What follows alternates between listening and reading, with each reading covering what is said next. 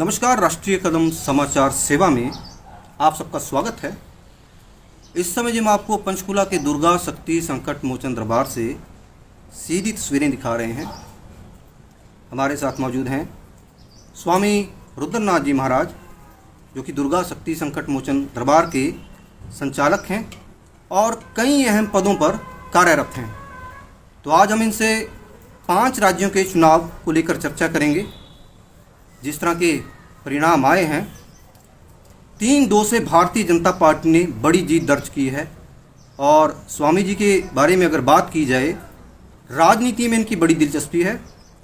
प्रधानमंत्री नरेंद्र मोदी और मुख्यमंत्री योगी आदित्यनाथ के ये बड़े प्रशंसक हैं और कहीं ना कहीं राजनीति से इनका रिश्ता जुड़ जाता है। तो बातचीत करते हैं।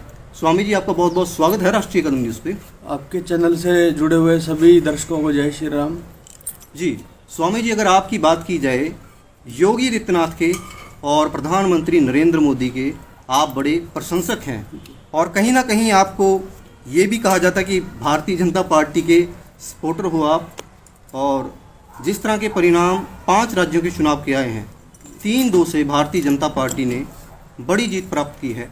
तो समय की कमी के कारण आपसे बातचीत नहीं हो पाई। आज व्यस्त समय से आपने हमें समय दिया, तो इसके लिए आप क्या बोलना चाहेंगे?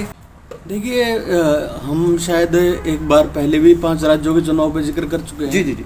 तो रही बात बीजेपी का सपोर्टर होने की, समर्थक होने की, तो मैं हर उस व्यक्ति का सपोर्टर हूँ, समर्थक हूँ जो इस भारत देश के लिए अपने आप का सर्वस्व निछावर कर रहा है। जी, मैं हर उस व्यक्ति का, हर उस इंसान का समर्थक हूँ जो देश के लिए अच्छा कर रहा है, राष्ट्रभक्त है, राष्ट्रप्रेमी है जी, जो सनातन से प्रेम करता है। मैं हर व्यक्ति का समर्थक हूँ, ना कि केवल भारतीय जनता पार्टी का।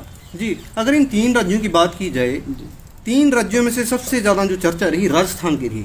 राजस्थान का जो लॉ एंड ऑर्डर रहा जी, वो किसी से छिपा नहीं है। बिल्कुल, कई तरह की वहाँ पे हत्याएं हुई और काफ़ी वहाँ पे क्राइम बढ़ता चला गया। तो अब जैसे भारतीय जनता पार्टी की सरकार आई है और उसके बाद मुख्यमंत्री भी बन चुके हैं तीनों ही राज्यों में, तो अब क्या उम्मीद है आपको कि राजस्थान की जो लॉ एंड ऑर्डर है उसमें कुछ बदलाव होगा? जैसे उत्तर प्रदेश में योगी आदित्यनाथ जी के आने के बाद वहाँ की लॉ एंड ऑर्डर एक तरह से पूरा बदल गया। ये मेरे को राजस्थान के बारे में बता दूं, मेरे मन में क्या था, ये मेरे निजी विचार हैं जी। मेरे मन में था कि बालकनाथ जी को एक कोई अहम जिम्मेवारी राजस्थान की ओर से दी जाए, क्योंकि जो है उनकी कार्यशैली हमारे योगी जी जैसी ही है। वह भी योगी हमारे संत समाज से ही आते हैं। तो चलो, अच्छी बात है, जिनको जिम्मेवारी दी गई है ईमानदारी से निभाएं और जो है लॉ एंड ऑर्डर को मेंटेन करें।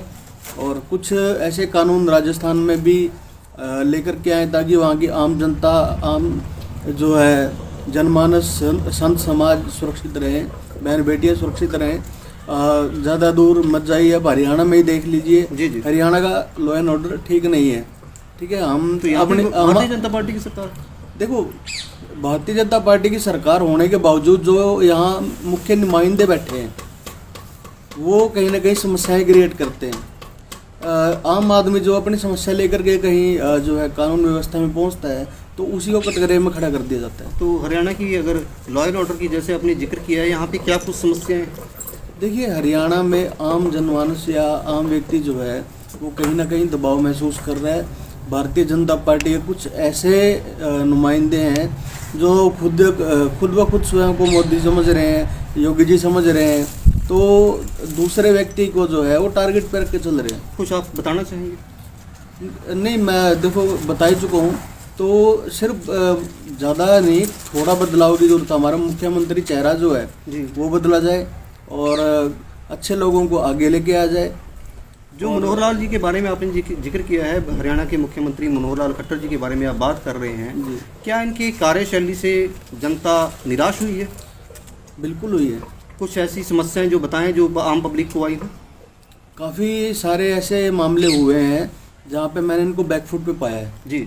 जैसे कि अमित शाह जी के जो है पीछे छुप जाते हैं जाके अपनी ये ना तो कोई निजी फैसला ले पाते हैं। एक होता है ना कि हमारे योगी जी हैं, मोदी जी हैं, या अन्य और भी जैसे ज्योतिरादित्य सिंधिया हैं, या अन्य पार्टी से सचिन पायलट हैं। ठीक है, तो एक डिसीजन मेकर कि हाँ हम द बॉस, मेरे को यहाँ का ये जिम्मेवारी सौंपी गई है, मेरे को ये काम करना है। तो आपको ये लगता है कि जो मनोहर लाल खट्टर जी के बारे में आपने जिक्र किया है, हरियाणा प्रदेश के मुख्यमंत्री हैं और दूसरी बार वो मुख्यमंत्री फिर से बने हैं यहाँ पे, और लोकसभा चुनाव के बाद विधानसभा चुनाव भी होंगे हरियाणा में। बिल्कुल बिल्कुल। तो उनकी कार्यशैली से कहीं ना कहीं आम जनता प्रभावित नहीं हो पाई है, आपका ये कहना है? बिल्कुल। मैं खुद भी प्रभावित नहीं हूँ जी, ठीक है। और यहीं पे आप देख लीजिए, अनिल विज जी हैं, अरविंद शर्मा हैं, रामविलास शर्मा हैं, अन्य कई और चेहरे हैं, अपने गुज्जर हैं, वहाँ से शिक्षा मंत्री हैं कंवरपाल गुज्जर जी जी जी, ठीक है, तो वो हैं। इन लोगों ने काम करके दिखाया धरातल पे। जी। तो चलो, ये आपने हरियाणा को लेकर जिक्र किया है, और लोकसभा चुनाव के बाद आगामी विधानसभा चुनाव में जनता अपना एक तरह से जो फैसला है जन समर्थन के रूप में जिस भी पार्टी को देगी उसकी सरकार बनकर आएगी। 3 राज्यों में चुनाव हुए, भारतीय जनता पार्टी को बड़ी जीत प्राप्त हुई और तीनों ही राज्यों में मुख्यमंत्री बना दिए गए। हालांकि आपने राजस्थान को लेकर जिक्र किया कि बालकनाथ जी को कोई बड़ी जिम्मेवारी सौंपनी चाहिए थी। तो इन सरकारों से आपकी क्या उम्मीद है, और कुछ समय बाद लोकसभा चुनाव भी है? देखिए, यदि जनता ने उनको चुना है तो कुछ उम्मीद रख के ही चुना होगा, कुछ सकारात्मक कार्य वो करके आए हैं धरातल पर, तभी वो यहाँ तक पहुँचे हैं। बिना काम किए तो कोई नहीं पहुँच सकता ना। तो मेरे को पूरी उम्मीद है कि जहाँ जहाँ पे ये सरकारें गठित होंगी उन राज्यों में अच्छा कार्य होगा, और मुझे उम्मीद है भारतीय जनता पार्टी ने करके भी दिखाया है। और ऐसा ही नहीं है कि केवल मैं भारतीय जनता पार्टी का ही समर्थक हूँ, कांग्रेस करके दिखा देती तो मैं उसको उनका भी समर्थन करता। जी। तो लोकसभा चुनाव में भी कुछ ही समय बचा है, तो लोकसभा चुनाव पर भी कुछ आप कहना चाहेंगे? देखिए, मैं लोकसभा चुनाव पर आम जनता को, हमारे भाई बहनों को यही कहना चाहूँगा कि आप वोट उसको दीजिए जो आपकी समस्याओं को सुन रहा है, आपकी समस्याओं का समाधान कर रहा है। 5 साल आपके बीच रह करके आप लोगों की सेवा की, आप लोगों की समस्याओं को सुना, आप लोगों की समस्याओं को सुलझाया। ऐसे व्यक्तियों को, ऐसी पार्टी को आगे लेके आइए जो ईश्वर भक्त हो, ऐसे लोगों को आगे लेकर के आइए। केंद्र की सरकार से आप खुश हैं, जो कार्यशैली केंद्र सरकार की? हाँ, देखिए, विदेश नीति है हमारी, बहुत बढ़िया है विदेश नीति। और दुनिया के लगभग जो प्रमुख 5 देश हैं हम उनमें शामिल हो चुके हैं, बहुत बड़ी उपलब्धि है। मैं आपको पहले भी कह चुका हूँ, मोदी जी और योगी जी, इनसे मैं हमेशा प्रभावित हूँ और रहूँगा। हमारी न जाने कितनी पीढ़ियाँ चली गई और कितनी ही पीढ़ियाँ और आएंगी। आने वाली जो 22 जनवरी है, इसके लिए मैं हमारे जितने भी सनातनी भाई बहन दुनिया में जहाँ जहाँ जिस भी कोने में है, इस दिन अपने घर में घी के दीपक जलाएं, क्योंकि हमारे राम जी जो है राम मंदिर में दोबारा अपने सिंहासन पर बैठने जा रहे हैं। तो एक दीपावली के रूप में ये दिन देखने के लिए 22 जनवरी ना कभी आई थी और ना दोबारा आएगी। हम बड़े भाग्यशाली हैं कि इस समय में हम मौजूद हैं। और सरकार से मेरे को ये भी उम्मीद है, भारतीय जनता पार्टी से, कि ज्ञानवापी का मसला और जो है श्री कृष्ण जन्मभूमि का मसला भी जल्द से जल्द कानून ला करके उसको सुलझा दिया जाएगा। जो हमारे सर्वोच्च न्यायालय पे हमें विश्वास है कि वहाँ से तो देखो फैसला आएगा, तथ्यों के आधार पर आएगा, प्रूफ के आधार पर आएगा, वो हमारे पक्ष में आएगा। वहाँ पे स्पष्ट है, ठीक है। भगवान शिव के भी वहाँ जो शिवलिंग के स्वरूप मिले हैं, भगवान नंदी जी के मिले हैं, तो हमें वो पता है कि वो फैसला हमारे पक्ष में ही आएगा, किंतु सरकार इसको जल्दी ला सकती थी। तो मैं ये निवेदन करना चाहूँगा भारतीय जनता पार्टी की सरकार है केंद्र में कि इन 2 मसलों को भी बहुत जल्दी से जल्दी सुलझाया जाए। जी, बहुत बहुत धन्यवाद, आपने व्यस्त समय से हमें समय दिया।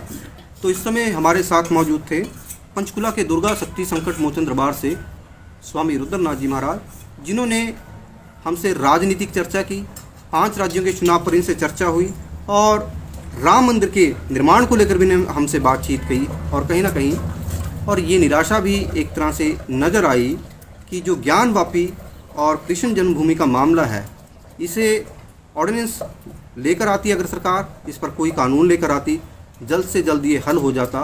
लेकिन कोर्ट के माध्यम से भी समाधान होगा। देरी के कारण स्वामी जी ने अपनी नाराज़गी जताई है। फिलहाल अभी के लिए इतना ही। बने रहे राष्ट्रीय कदम न्यूज़ के साथ, हर कदम राष्ट्र के साथ।